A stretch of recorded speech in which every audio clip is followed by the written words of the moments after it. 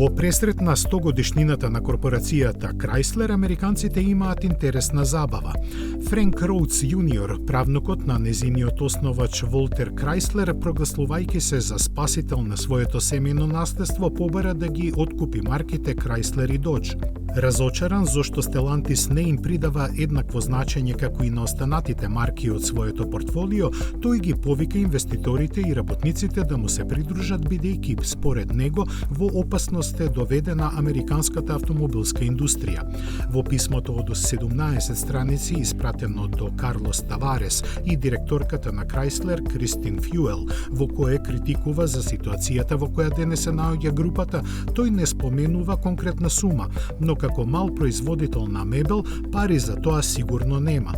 Сосема јасно, од страна на Stellantis беше одбиен со кратко соопштение.